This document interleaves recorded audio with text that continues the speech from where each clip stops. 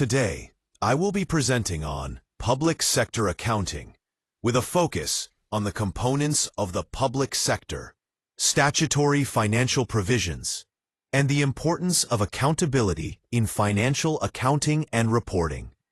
This topic is important because public sector organizations manage taxpayers' money, and therefore they must be accountable, transparent, and governed by strong financial laws. For this presentation, I will be using Malaysia as my country example.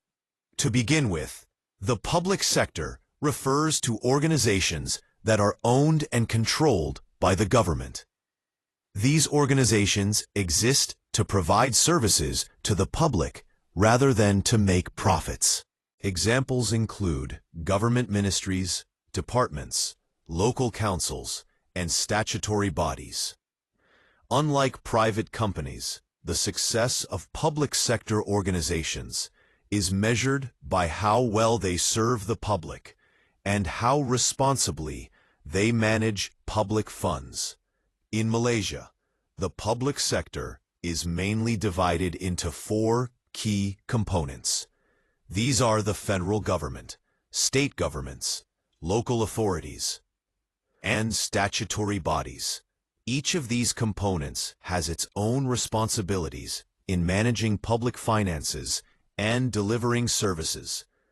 The federal government is the largest component of the public sector. It includes ministries such as the Ministry of Finance, Ministry of Education, and Ministry of Health. The federal government is responsible for preparing the national budget, collecting revenue such as taxes and duties, and allocating funds for national development. It also prepares financial reports and is accountable to Parliament. In addition, it provides essential services like healthcare, education, defense, and infrastructure.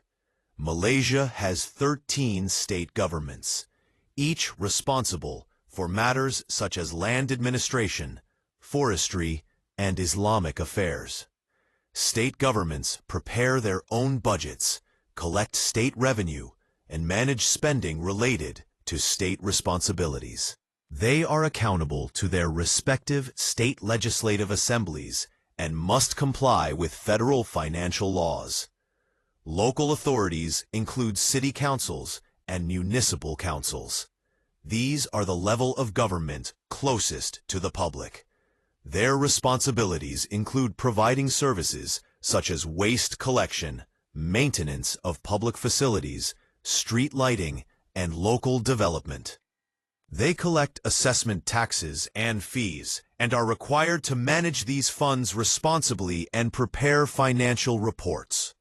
Statutory bodies are organizations established under specific acts of Parliament. Examples include public universities and certain government agencies. These bodies carry out specialized public functions and are usually funded by the government or public contributions. Although they operate with some independence, they are still accountable to the government and must prepare audited financial statements. Public sector financial management in Malaysia is governed by several important laws. The most significant ones include the Federal Constitution, the Financial Procedure Act 1957, the Audit Act 1957, and the Supply Act, which is passed annually by Parliament. These laws provide a framework for budgeting, spending, accounting, and auditing public funds.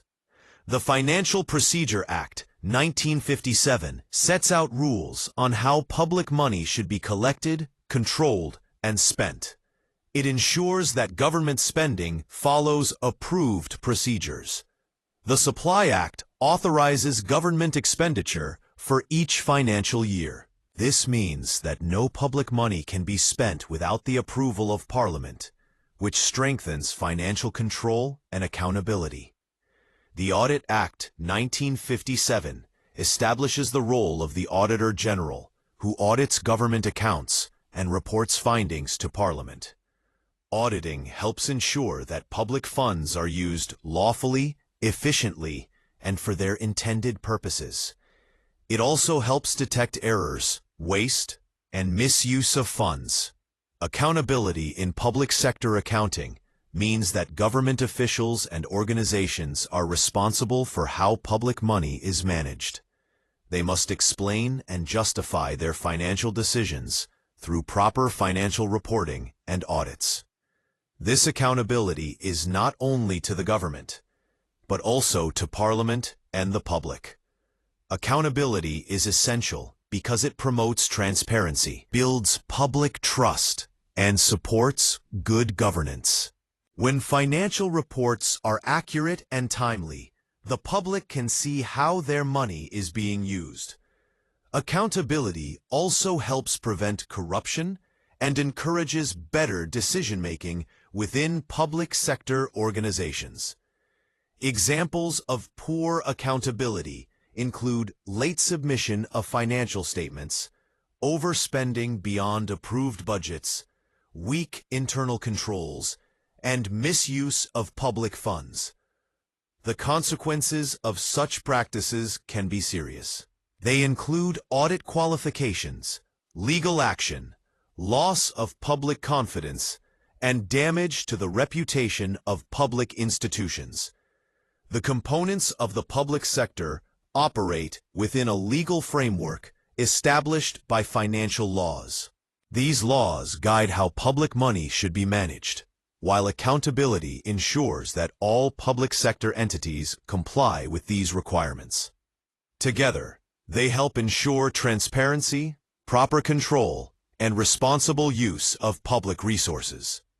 To conclude, understanding the components of the public sector, statutory financial provisions, and accountability is very important for future accountants and public sector financial managers. These elements work together to ensure that public funds are managed responsibly and in the best interest of society.